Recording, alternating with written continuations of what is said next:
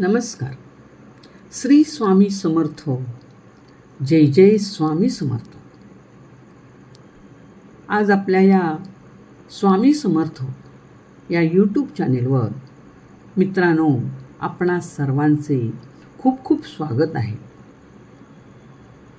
आज आपण एका स्वामींच्या भक्ताविषयीचा अनुभव जाणून घेणार आहोत. एका भक्ताचे आयुष्य, त्याचे कर्ज, चिंता यांनी व्यापले होते. सर्व त्याचे मार्ग बंद झाले होते. पण एक दिवस त्याने श्री स्वामी समर्थांच्या चरणी संपूर्ण विश्वासाने प्रार्थना केली आणि त्यानंतर जे घडले ते पाहून त्याचे संपूर्ण जीवनच बदलून गेले. हा अनुभव ऐकल्यानंतर तुमच्याही मनामध्ये स्वामींविषयी विश्वास अधिक दृढ होईल. त्यामुळे शेवटपर्यंत नक्की ऐका. श्री स्वामी समर्थ. जय जय स्वामी समर्थ. मित्रांनो, आज आपण एका साध्या पण निस्सीम श्रद्धा असलेल्या स्वामी भक्ताचा अनुभव जाणून घेणार आहोत. महाराष्ट्रातील एका छोट्याशा गावात राहणारे एक गृहस्थ अनेक संकटाने वेढले गेले होते. शेतीत नुकसान, घरातील आर्थिक परिस्थिती अडचणीची, मुलांचा खर्च, मुलांचं शिक्षण यामुळे तो अतिशय चिंतित होता. दिवसेदिवस त्याची परिस्थिती अतिशय कठीण होत चालली होती. एक दिवस त्याच्या एका मित्राने त्याला सांगितले की अरे, काळजी करू नको, श्री स्वामी समर्थ यांच्यावर तू विश्वास ठेव आणि स्वामींची सेवा करायला सुरुवात कर. नक्कीच तुला या सेवेतून तुझ्या परिस्थितीवर काहीतरी मार्ग सापडेल. आपल्या मित्राने सांगितलेलं त्याने मनाशी विचार केला आणि ठरवलं की चला, हाही एक आपण अनुभव घेऊन पाहूया. मग त्याने दुसऱ्याच दिवसापासून मनापासून स्वामींचे नामस्मरण करायला सुरुवात केली. त्याच्याकडे एक छोटा स्वामींचा फोटो होता. तो त्याने आपल्या देव्हाऱ्यासमोर ठेवून रोज सकाळ संध्याकाळ पूजेच्या वेळेला, दिवाबत्तीच्या वेळेला स्वामींनाही तो पूजू लागला. फूल वाहणे, त्यांचं नामस्मरण करणे, म्हणजे आपल्या देवाऱ्यात असलेल्या देवांबरोबरच स्वामींची सुद्धा तो सेवा करू लागला. 1 महिना, 2 महिने असे तब्बल 6 महिने गेले. पण त्याने त्याची जी कास धरली होती ती काही त्याने सोडली नाही. काही दिवसांनी त्याच्या मनामधील भीती आणि अस्वस्थता कमी होऊ लागली. त्याला आपल्या मनामध्ये वेगळीच शांतता अनुभवायला मिळू लागली. आपलं मन स्थिर होतंय. आपल्या जी कामं आहेत आपली, ती हळूहळू आपली कामं काय होत आहेत, सुरू होत आहेत किंवा आपल्या कामाला गती येत आहे. आपली अडलेली कामे मार्गस्थ होत आहेत असं त्याला वाटायला लागले. एक रात्री तो असाच झोपला होता आणि तेव्हा त्याला कुणीतरी असं जागं केलं. अरे उठ, कशाला चिंता करतोस, भिवू नकोस, मी तुझ्या पाठीशी आहे. असे वाक्य त्याच्या कानावर पडल्यासारखं त्याला वाटलं. सकाळी तो उठला आणि विचार करायला लागला की हे काय होतं, कोण होतं आपल्याला झोपेतून उठवणारं. तो जेव्हा आपलं अंघोळ वगैरे आटपून जेव्हा तो त्याच्या पूजेला बसला तेव्हा त्याच्या लक्षात आलं की भिवू नकोस, मी तुझ्या पाठीशी असे म्हणणारे फक्त स्वामीच आहेत. हे त्यांचंच एक वाक्य आहे. त्यामुळे त्याला खात्री पटली की आपल्या ह्या सेवेमुळे स्वामींनीच आपल्याला हा साक्षात्कार दिलेला आहे. आणि त्यामुळे त्याला हळूहळू आपल्या या स्वामींच्या पूजेवर विश्वास बसू लागला की आपण करतोय ते योग्यच आहे, आपल्याला काहीतरी त्याच्यातून अनुभवायला मिळते. थोडे दिवस गेले आणि त्याचे एका ठिकाणी थकलेले पैसे होते, म्हणजे जुनं येणं होतं.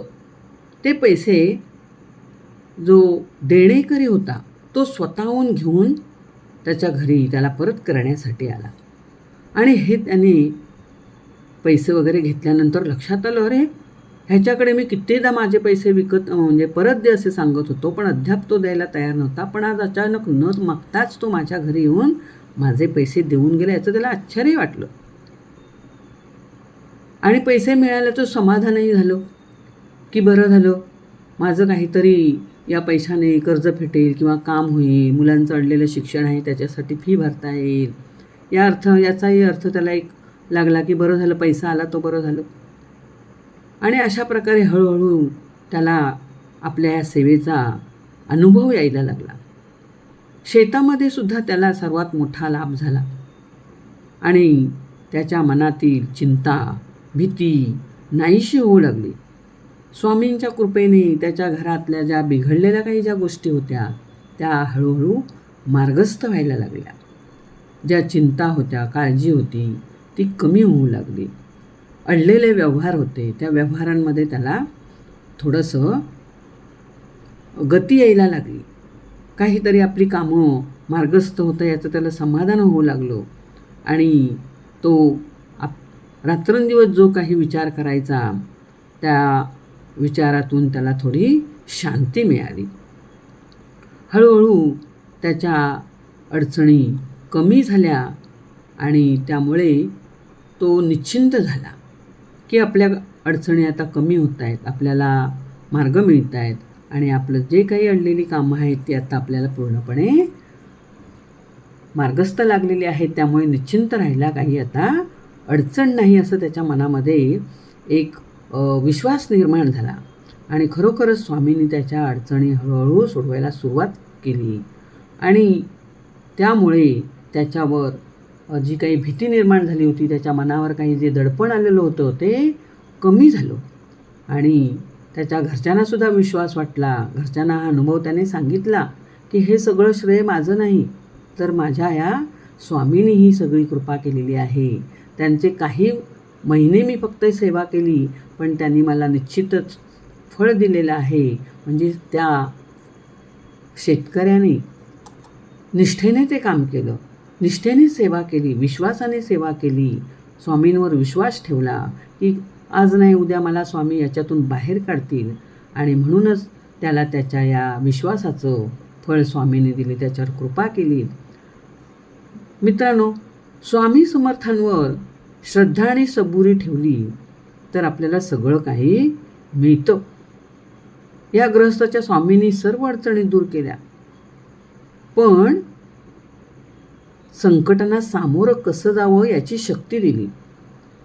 अशा काय चमत्कारिकरित्या त्या अडचणी त्याच्या दूर झाल्या नाही, पण आपण जे करतोय किंवा आपलं जे काम आहे ते आपण चालूच ठेवायचं. आपले कष्ट आपण सोडायचे नाहीत, आपले मार्ग आपण सोडायचे नाहीत, याचा त्याने विचार केला. म्हणजे विचार करण्याची शक्ती, त्याची बुद्धी शाबूत होती आणि त्यामुळे जरी सगळी संकटं काही एकाएकी चमत्कारातून मार्गस्थ झालेली नाहीत, तर त्याला त्या संकटांवर मात करण्याची त्याला शक्ती मिळाली, त्याला मार्ग मिळाले.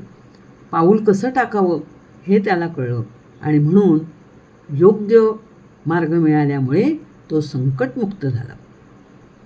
म्हणजे नामस्मरण आणि स्वामींवर विश्वास, श्रद्धा ठेवल्यामुळे त्याच्या जीवनामध्ये हा बदल घडून आला. मग आपणही जर नामस्मरण, स्वामींवर विश्वास ठेवला तर आपल्यालाही काही हे कठीण नाही. अनेक भक्तांना त्यांच्या जीवनामध्ये प्रेरणादायी अनुभव आलेले आहेत. असा प्रत्येकाचा अनुभव वेगळा असू शकतो, पण विश्वास आणि सातत्य यांना मात्र विशेष महत्त्व आहे.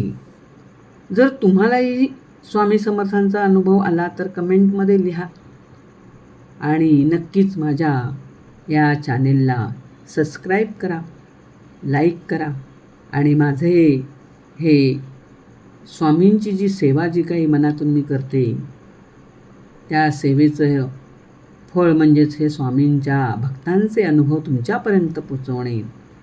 हे असे माझे अनुभव, माझे व्हिडिओ पाहत राहा, लाईक करत राहा आणि माझ्या या चॅनेलला सबस्क्राईब करा. धन्यवाद.